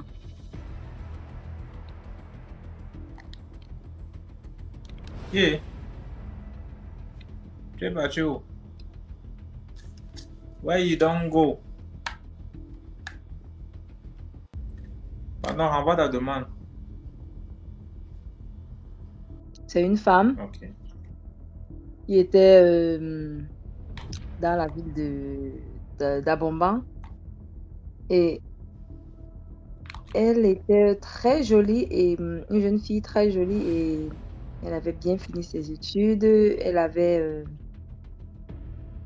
était jalousée par ses copines en fait, selon ce que mes cousins m'avaient raconté, par ses cousines de la jeunesse et ses amis de la jeunesse en fait. Donc, ce qui fait que elle partageait ses habits, ses vêtements, c'était no stress avec ses copines. Même si tu voulais son collant, elle te donnait. Genre, elle était très gentille. Après, elle avait une copine à elle qui avait pris le vêtement en fait pour aller faire quelque chose de pas bien avec. Du coup, elle a commencé à sombrer, toutes ces choses ne passaient plus bien. Elle avait eu, bref, la malchance. C'est comme ça alors qu'elle était allée chez un monsieur marabout. Je n'aime pas raconter une histoire et puis j'ai dit marabout, c'est comme si c'est lui qui a trop fait. Après, le marabout a dû travailler sur elle et ça allait déjà, elle a pu trouver un travail, elle a pu trouver un ami et elle a commencé sa vie un peu. Maintenant, elle n'a pas eu d'enfant. Après, elle est partie voir un marabout, pas le même, un autre marabout. Et le marabout lui a dit que si moi je te donne l'enfant, la condition sera que tu vas toujours venir prendre l'enfant, quoi. Comme je te donne là, quand tu vas vouloir le deuxième, tu viens encore et tout et tout. Elle a dit, sans que je ne retourne, je ne peux pas avoir d'enfant. Il dit, tu n'as pas, donc ce que je fais, c'est un peu comme je t'ouvre une ouverture et c'est comme ça, je ne sais pas pour toi, c'est quelqu'un qui avait fait, c'est une amie, une copine qui t'avait fait ça. C'est la seule proposition que je peux te donner. Avec une fille qui veut l'enfant, elle a seulement accepté. Elle a accepté la condition. Bref, elle s'est lavée avec ce qu'on lui avait donné, elle s'est purgée avec ce qu'on lui avait donné. Elle a conçu. Elle a conçu l'enfant. Elle n'a pu conçu le deuxième, quoi. Quand l'enfant a grandi, 1 an, il ne marchait pas. 2 ans, rien. C'était le genre d'enfant qui est seulement assis, on porte, on part laver, on vient, on nourrit. Je ne sais pas si vous connaissez les genre d'enfants. Les Mongols même marchent souvent. Eux, ils sont Mongols là qui sont seulement assis, ils ne font rien. Quand elle a vu ça, elle était découragée même d'aller chercher le deuxième enfant. Parce que genre, c'est après un certain temps, tu constates que l'enfant fait même les pas, même 10 mois comme ça, il veut même marcher et tout. Elle constate déjà ça décourage la fille. Elle repart chez le marabout que papa, l'enfant là ne marche pas. Elle ne fait rien. Je fais comment avec la qualité-ci? Le marabout dit que je ne sais pas, parce que peut-être tu avais mal utilisé le remède. En tout cas, je ne sais pas. Mais moi, je t'ai donné ce que je pouvais te donner de bien. Après, la fille grandissait. Elle avait une grosse tête et petit corps là. Elle était toujours sur les roulettes là. Tout le monde disait que l'enfant, ce n'est pas le vrai enfant. Elle ne pouvait rien. Donc, elle n'a pu accoucher. Elle n'avait que eu cet enfant-là. Elle a tout fait. Elle n'a pas souffert. Elle a bien souffert. Mais rien. Après, les grands-mères lui disaient que, tu sais quoi, maman, l'enfant là, c'est pas l'enfant. Les grands-mères disaient que si tu es forte, si tu veux voir quel enfant tu as, est-ce que tu es vrai forte? On va te dire de faire un truc. La fille dit que qu'est-ce que vous voulez que je fasse? Le père de l'enfant avait abandonné la fille avec l'enfant. Il ne pouvait plus. Tu sais, les hommes se fatiguent un peu trop. Maintenant, la grand-mère, les dames, les vieilles mamans ont dit à la fille, si tu veux voir qui est cet enfant, va à côté de l'eau. L'eau qui est abondante sur l'oignon. Va à côté du lion, dépose l'enfant. Va. Donc, tu déposes l'enfant, tu fais comme si tu partais prendre quelque chose, tu tournes le dos, tu pars. La dame n'avait pas le cœur, mais elle a dit, on peut t'accompagner, on peut aller jusqu'à un niveau et tout. Une dame du quartier l'avait accompagnée. Ils sont partis à côté du lion, elle a pris l'enfant, et on va se baigner, elle a acheté le maillot de bain, on va aller se laver. Elle est arrivée là-bas, elle a déposé l'enfant. Elle est allée la nappe comme pique-nique, quoi, pour ne pas faire séparation brute. Elle savait, la fille, c'était quand même sa fille. On lui avait dit ce que l'enfant va devenir après. Elle a déposé l'enfant, après elle a dit, attends, je vais aller prendre un truc que j'ai oublié, je viens.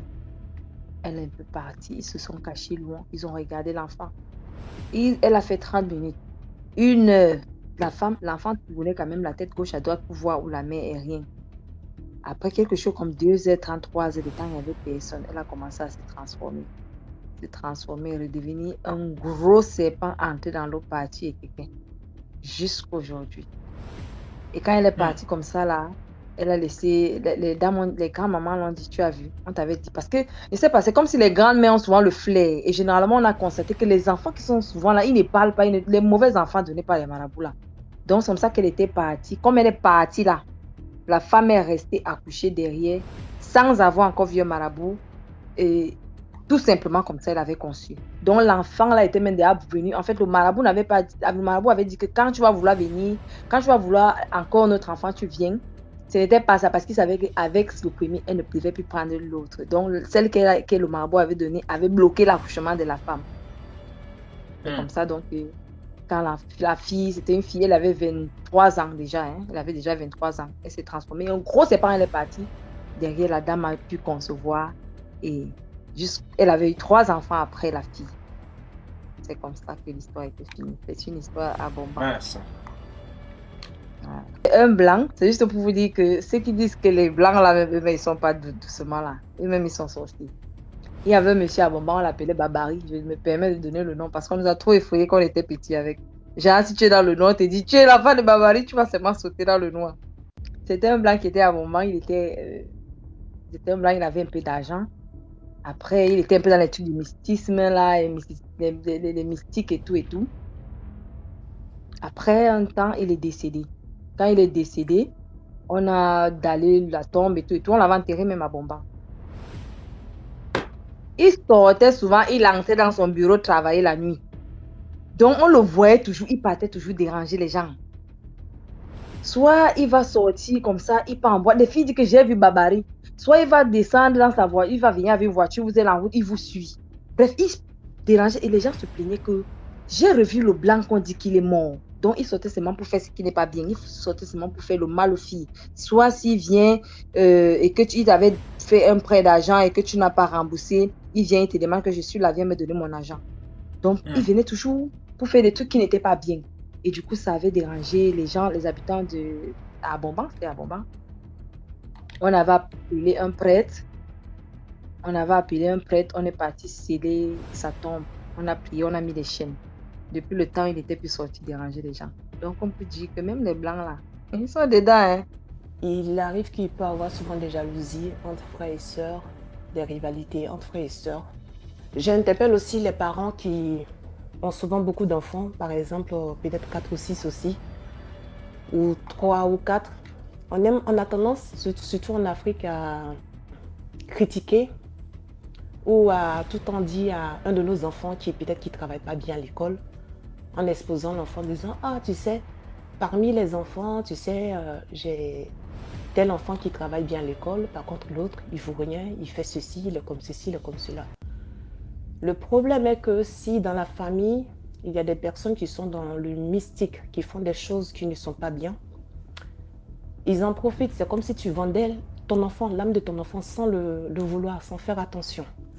Et quand tu dis, ah mon fils, par contre celui ou ma fille, par contre celle-là, elle est ceci, elle est cela, c'est une ouverture que tu donnes, tu offres en disant, bon, parmi mes enfants, sans faire attention, parmi mes enfants, il y a tel et tel que j'aime, mais par contre celui-là, je ne l'aime pas. Et c'est l'erreur qu'on a tendance à faire.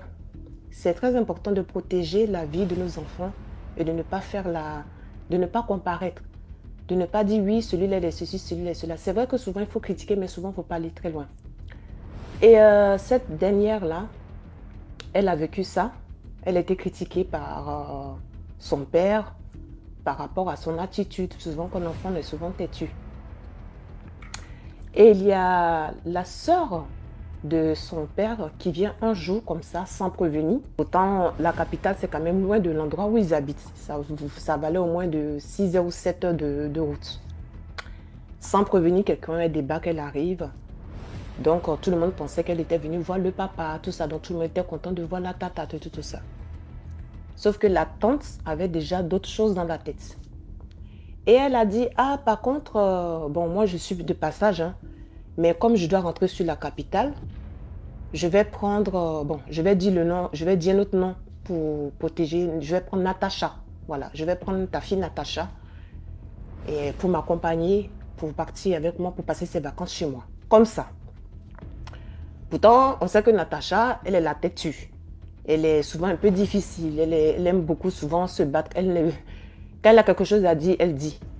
Comment ça se fait que les autres qui sont sages, la dame n'a pas dit non, je prends tel ou tel. Tout d'un coup, c'est Natacha qu'elle a décidé de prendre pour l'accompagner, pour qu'elle puisse partir passer ses vacances chez elle. Donc Natacha, toute naïve, elle était toute contente. Donc le père dit, bon, comment ça fait tes bagages? Elle dit, mais papa, je n'ai pas eu le temps de me préparer, m'a pas prévenu. Elle dit, bon, tout ce qu'il y a, tu prends. Et la tata qui dit, non, t'inquiète, hein. Prends ce que tu peux prendre. De toute façon, quand on ira sur la capitale, j'ai pas mal de choses pour toi. Tu sais, il y a ta cousine, elle a des habits, elle pourrait te donner. Donc la petite, toute naïve, elle fait ses affaires, plie ses affaires, prend ce qu'elle avait à prendre et elle suit sa tante. Ils prennent la voiture, ils s'en vont. Et pendant des heures et des heures de route, la tante dit, bon, vous savez, tu sais, je vais t'emmener dans tel endroit, je dois aller voir tel ami. Donc, ils prennent la route, dans la brousse, puisque la petite, elle ne sait pas, elle ne connaît pas.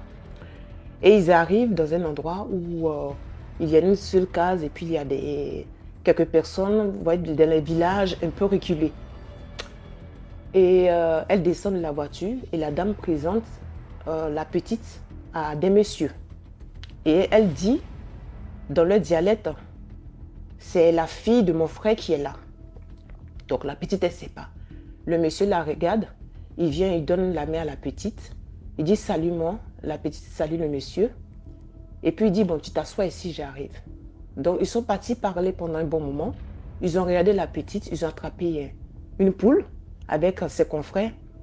Et ils sont partis égorger la poule. Et ils sont allés derrière la brousse pour faire des intercations. Mais la petite, elle ne savait pas que c'était pour elle. C'était pour prendre son étoile, c'était pour la faire un sacrifice, elle ne savait pas.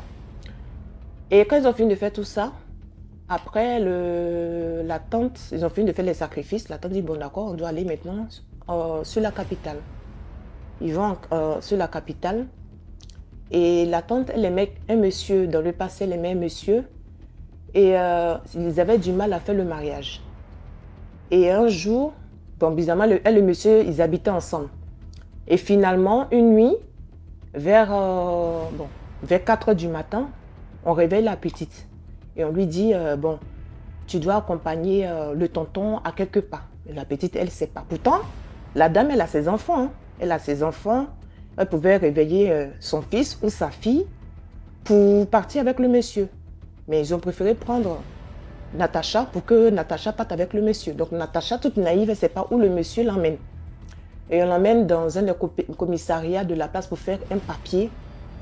Très tôt, hein, à 4 h jusqu'à 5 h, donc la petite devait attendre pour qu'on puisse signer un papier. C'était un acte pour faire le mariage. La petite est restée. Et quand ils ont signé, après ils sont venus chercher la petite et ils l'ont emmenée à la maison. Et bizarrement, quand la dame doit aller faire ses travaux ou bien c'est tout, parce que la petite elle est naïve, elle suit tout le temps la dame, elle ne sait pas où la dame l'emmène. Elle dit, bon, tu sais, moi, comme je dois aller dans tel endroit pour signer des contrats, je veux que tu m'accompagnes pour que tu puisses me porter chance. Donc, si le matin, à partir de 6 h du matin, la dame, parce que la dame était véhiculée à l'époque, la dame suivait, la petite partait avec sa tante. Bizarrement, quand la dame l'emmène et qu'elles arrivent dans un endroit, la petite devait rester dans la voiture, ne pas bouger. Et la femme, elle prenait, c'est qu'elle rentrait dans tel endroit, elle ressortait, elle repartait à midi, elle mangeait ensemble. C'est que toute la journée jusqu'au soir. Et parfois, elle disait, oui, mais en tout cas, aujourd'hui, tu m'as porté chance. Mais ses enfants restaient à la maison. Quand les vacances sont finies, que la petite est rentrée chez elle, elle a commencé à voir des choses qu'elle n'avait pas l'habitude de voir, qu'elle n'avait jamais vues, des choses qui apparaissaient sur elle et qu'elle se mit à crier, elle ne comprenait pas. Et c'est au fur et à mesure qu'elle a commencé à grandir, elle a compris qu'au fait, sa tante l'avait pris en sacrifice, sans le vouloir, sans qu'elle sache. Parce que souvent quand on est enfant, on ne fait pas attention à beaucoup de choses. Et c'est plus tard, après, quand tu grandis et que tu t'en rends compte de beaucoup de choses qui se passent autour de toi, tu te rends compte que, au fait, c'était des choses soit sataniques. Et elle a dû lutter Jusqu'aujourd'hui, elle se bat toujours, elle est dans la prière. Parfois même, elle m'a dit plusieurs fois qu'elle aimerait un jour rencontrer sa tante et lui faire des histoires, parce que c'est pas du tout normal. Elle en a même parlé à son père. C'est des choses qui sont déjà faites. C'est pour cela, moi, je demande quand même aux parents d'aimer vraiment vos enfants, de faire quand même attention à vos enfants. Je n'ai pas dit de ne pas avoir 100% confiance à vos frères et vos sœurs, mais au jour d'aujourd'hui, on peut naître, c'est qu'on vit au monde sans connaître le mal. Mais au fur et à mesure qu'on grandit, on rentre dans des milieux bizarres. Ton frère ou ta soeur qui peut quitter là-bas, tu te dis oui, c'est ton frère, il a grandi, vous avez grandi, il travaille dans une société, il peut peut-être faire de la magie, il peut rentrer dans des trucs sataniques sans le vouloir. Donc faites très attention avec vos enfants. En fait, ce qu'elle veut dire, c'est que aimez vos enfants sans distinction. C'est-à-dire que la manière dont tu aimes Paul, tu dois aimer Marie. Il ne faut pas aimer l'autre en faisant croire à l'autre que, comme tu vois là, celui-ci-là, il est meilleur que toi. Celui-ci-là, ça va créer la jalousie, la haine. Et puis après ça, il y aura des trucs comme on peut avoir le marabout pour faire ci, on crée les bagarres et tout ça. Il faut comprendre ce qu'elle a en train de dire en fait. Quand tu demandes que ça a quoi rapport avec aimer. Si c'est qu'un parent montre qu'il aime sa fille puis que son garçon va se sentir délaissé, il va faire des choses parfois qui peuvent mettre la vie de la fille en danger.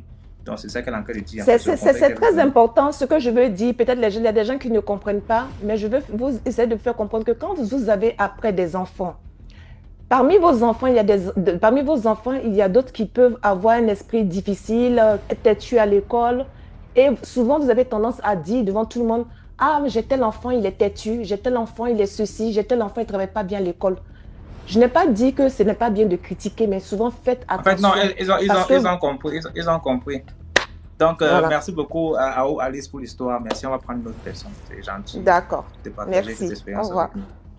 Ok, voilà. Je vais raconter une histoire réelle qui s'est vraiment passée et je veux aussi attirer l'attention des jeunes filles d'aujourd'hui. C'est l'histoire d'une fille que je préfère taire le nom et je pense que cette histoire va aider beaucoup de jeunes filles d'aujourd'hui parce qu'aujourd'hui, nous voyons les jeunes filles qui ont des amis et elles se laissent parfois entraîner par des amis. Alors, c'est l'histoire d'une jeune fille qui avait sa camarade. Elles étaient trois. Elles étaient trois amies et marchaient ensemble. Et chaque fois, il y avait une parmi qui aimait bien aller chez les marabouts, faire des trucs, des fétiches et tout le reste. Il y avait une qui était assez pieuse, elle aimait bien aller à l'église. Il y avait l'autre qui était aussi au milieu, quoi, entre les fétiches et puis toutes les trois marchaient ensemble. Entre-temps, celle qui allait beaucoup chez les fétiches venait toujours prêter les vêtements chez celle qui était chrétienne. Elle était nantie, elle pouvait s'acheter un vêtement, elle pouvait s'acheter une chaussure. Mais quand elle vient chez celle qui était chrétienne et qui était aussi un peu naïve, parce que celle qui était chrétienne était un peu naïve. Alors, elle vient, elle dit, s'il te plaît, t'ai vu avec une belle chaussure l'autre jour, là, tu peux me prêter la chaussure, là, franchement, j'ai une sortie. Cette chaussure, vraiment, j'aime vraiment ta chaussure, là. Je veux la porter aussi pour le rendez-vous que j'ai. Celle qui est chrétienne, en toute confiance, en toute naïveté. Et ok, il n'y a pas de souci, prends la chaussure. Et il n'y a pas de souci. Quand tu vas finir de ton rendez-vous, tu pourras me remettre. Un autre jour, elle voit le vêtement. Elle dit, je t'ai vu avec un très beau vêtement l'autre jour. S'il te plaît, tu peux me prêter. J'ai un rendez-vous. Et entre-temps, elle n'a pas remis la chaussure. Elle n'a pas remis la chaussure. Elle vient demander le vêtement. La fille, maintenant, qui est chrétienne aussi, en toute naïveté, toujours confiance. Non, c'est ma copine, c'est une amie, franchement, et tout. Viens, pas de souci. Elle lui donne le vêtement. Entre-temps, celle qui aime les gris-gris passe son temps maintenant à prendre les vêtements de celle qui est chrétienne et pas faire les fétiches. Elle pas attacher, quoi. Elle pas attacher, elle pas tirer la chambre. C'est ça que je dis aux gens souvent. Faites attention, parce que quand elle prêtait ses vêtements, sa copine dit non, mon vêtement est encore la sueur. Je l'ai porté il y a peu, je ne l'ai pas encore nettoyé, je ne l'ai pas encore lavé. Donc, je ne peux pas te prêter mon vêtement. Oui, oui, c'est rien, ne t'inquiète pas, je vais le laver moi-même et puis il n'y a pas de souci. Elle prend le vêtement avec sa sueur, elle remet. Il faut savoir que la sueur porte notre ADN, ça porte beaucoup de choses. Alors, quand elle donnait comme ça, la fille partait avec chez les féticheurs travaillaient sur la sueur de cette fille. Et les pieds, vous savez que nos pieds, en tant que chrétiens, les pieds, c'est comme la gloire, c'est notre gloire. Là, nous posons les pieds. Parce que tu vois, quand tu me dis, mais dans la Bible, on dit, Dieu bénit là où tu poses tes pieds. Donc, quand elle prenait comme ça, elle partait chez le marabout, c'était pour aller prendre la gloire de la fille. C'était aller pour prendre beaucoup de choses dans l'aura de la fille. Alors, la fille, dans toute naïveté, elle donnait. En temps, elle était chrétienne, mais elle n'était pas le genre de fervente chrétienne qui vit la parole et tout. C'était le genre, je pars à l'église le dimanche, je rentre. Monsieur peut partir un peu dans les concerts à l'église et tout ça, je rentre. C'était pas vraiment genre, elle s'y mettait, quoi. Alors, ce qui fait que les années passent, elles sont ensemble. L'autre fille ne fait qu'évoluer. Un jour même, elle invite la fille chrétienne que je veux que tu m'accompagnes chez quelqu'un qui voit, machin, qui j'ai vraiment envie de faire telle chose. En que temps, elle, sa vie est en train d'aller vraiment en forme. Donc, sa vie est en train de doser, comme on dit au Cameroun, sa vie est en train de doser, sa vie dose. Et en que la fille chrétienne voit que sa vie est en reculant, même un petit copain, elle n'a pas. Ça ne va vraiment pas dans sa vie. Sa vie ne fait que aller de mal en pire. Elle a quelqu'un même la drague aujourd'hui. Dès que quelqu'un la drague, dès qu'il veut déjà concrétiser, paf, le gars fuit. Le gars n'est plus là. Elle avait un esprit de rejet total qu'on l'avait lancé déjà. Jacques, elle n'avait même plus, même le financement. Son travail même qu'elle avait était en péril.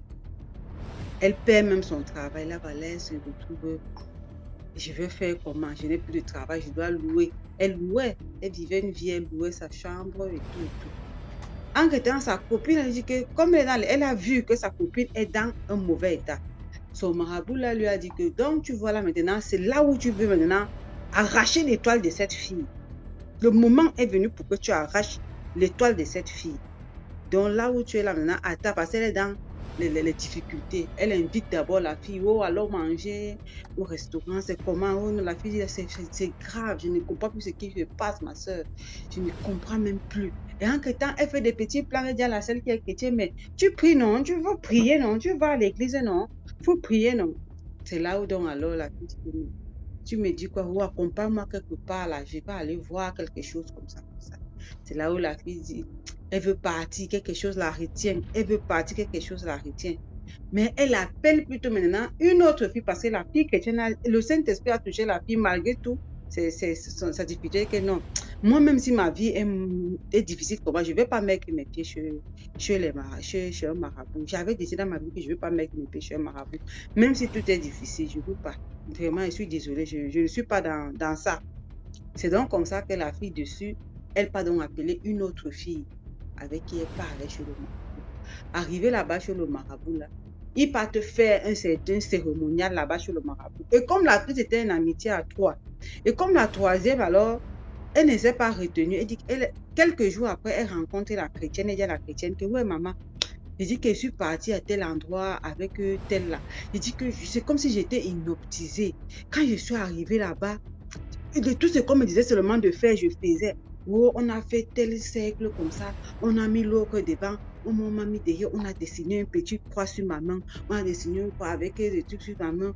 Les trucs se sont passés. Depuis là que je suis revenue, j'ai peur. Mon corps, je n'arrive pas à comprendre et tout. La chrétienne lui dit alors que, mais pourquoi toi tu as fait des choses comme ça? Tu sais que notre amie là, elle aime bien des petites photos. Pourquoi tu l'as suivie dans sa bêtise? Pourquoi tu allais comme ça? En tout cas, moi, ça ne va pas. Comme j'ai même perdu mon travail là, je passe mon temps moi à l'église. La chrétienne a commencé à aller à l'église. La chrétienne commence à aller à l'église tous les jours maintenant parce qu'elle avait le temps, elle ne travaillait plus. Il fallait vraiment qu'elle prie. Enfin, Dieu l'a poussée en fait que franchement, il va se chercher. Quand elle a commencé à aller d'abord à l'église, pape, la fille qui partait chez les marabouts, l'amitié commence à être un peu... L'amitié commence un peu à se... Comment dirais-je? La distance commence à naître parce que la fille vraiment est dans la prière, On commence à la nommer maman, Tu es déjà parti, c'est les Jesus Christ. Toi, tu es déjà dans les églises, machin. Tu fais quoi dans l'église, maman, du matin au soir? Mais la fille prie. La fille prie. Elle continue à prier. Ça a gâté les relations d'abord avec l'autre, avec celle qui part chez les marabouts. Parce que la fille ne pouvait même plus l'approcher. Parce qu'un jour, elle vient chez la fille chrétienne. Quand la fille chrétienne était déjà bien mise dans la prière. C'est là où donc elle arrive, elle ne peut pas s'asseoir. Elle est comme ça. Hey, qu'est-ce qui... Mais je ne m'arrive pas à être bien ici. Hein. Qu'est-ce qu'il y a ici, franchement? Je n'arrive pas à être... C'est donc comme ça que la fille chrétienne me dit, ah, comment maintenant? Je vais partir. Non, je vais partir. Je ne peux pas rester ici. Je vais partir. C'est comme ça donc qu'elle part. L'amitié se sépare là comme ça. Elle se sépare. Entre-temps, l'autre qu'on a amené chez le marabout tombe gravement malade. Gravement malade. Elle a même les crises de folie. Sa tête commence à jeter l'air. Elle parle seule. Elle parle. Entre-temps, l'autre est en train d'évoluer là-bas. Elle est évolution sur évolution. Elle fuit même derrière les gens. Mais non, la chrétienne commence à prier. La fille, pam, à l'ambassade, elle a son visa. Celle qui était chez les marabouts, on la donne le visa.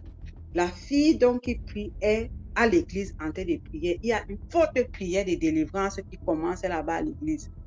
On prie sur elle, la fille tombe là-bas, bam, c'est sa copine qui la possède.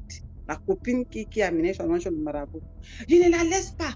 C'est elle, pourquoi elle est très chanceuse comme ça? Pourquoi c'est elle? Dès qu'on sort, c'était tellement elle qu'on voyait. Et seulement elle qu'on regardait. Elle était plus belle que qui? Maman, je ne la laisse pas. Je dis qu'elle va seulement mourir pauvre. Je dis que j'ai tout pris le bagage là. J'ai tout pris la richesse là. Le pasteur dit, tu vas seulement la laisser. Tu vas laisser le corps de l'enfant là. En quel temps, celle qui aime les marabouts là, elle est là-bas à l'ambassade et attend la ligne pour prendre son passeport. Dès qu'on continue les prières là-bas, on dit, elle dit, je sors, je suis fatiguée. En quel temps, celle là-bas, l'ambassade commence à faire, c'est même pas ça. Les gens à côté regardent qu'il y a même quoi ici. On appelle son nom, dès qu'on la remet seulement le passeport, maman, la fille s'est déshabillée sans caleçon. Elle s'est déshabillée sans caleçon. En route. En criant. Laissez-moi, vous me brûlez. Entre-temps, l'autre fille là-bas, la chrétienne est déjà délivrée. C'est là où le pasteur fait des révélations. Arrêtez de donner vos habits. Tes habits, tes chaussures. On t'a bloqué par là. On t'a tiré par là. Tu peux manger n'importe comment. Tu peux boire, c'est pas que dans l'eau même, on peut te faire un envoûtement. Il faut faire attention. C'est donc comme ça que quand la fille doit devenir folle, on la prend. Ses parents la prennent. Maintenant, la chrétienne, elle ne connaît rien de ce qui se passe sur sa copine. On l'appelle celle-là, on l'appelle seulement que là où tu es là, voilà ta copine qui est déjà en train de devenir folle là-bas. C'est grave. Elle n'a pas retiré son passeport, elle commence à se déshabiller là-bas. Quand c'est pas les parents de la celle-là, on l'attache, on l'amène aussi sur un pasteur. Et là-bas où la grande confession a lieu. La fille commence à dire, oui, j'ai fait ça à mes copines. Elle a fait ça. Elle a confessé même celle même qu'elle avait amenée pour faire les trucs. Elle dit que celle-là, on doit vraiment la traiter parce que celle-là, je l'ai pris, je l'ai attachée, je l'ai fait, C'est comme ça donc alors que la chrétienne s'est rétablie. Elle a pu avoir, elle a retrouvé un emploi. En dehors même de l'emploi, c'est dans une société étrangère. La société étrangère, elle a fait signer un contrat, elle est venue travailler en Europe maintenant. Elle est venue travailler en Europe avec la même société qui l'avait embauchée au pays.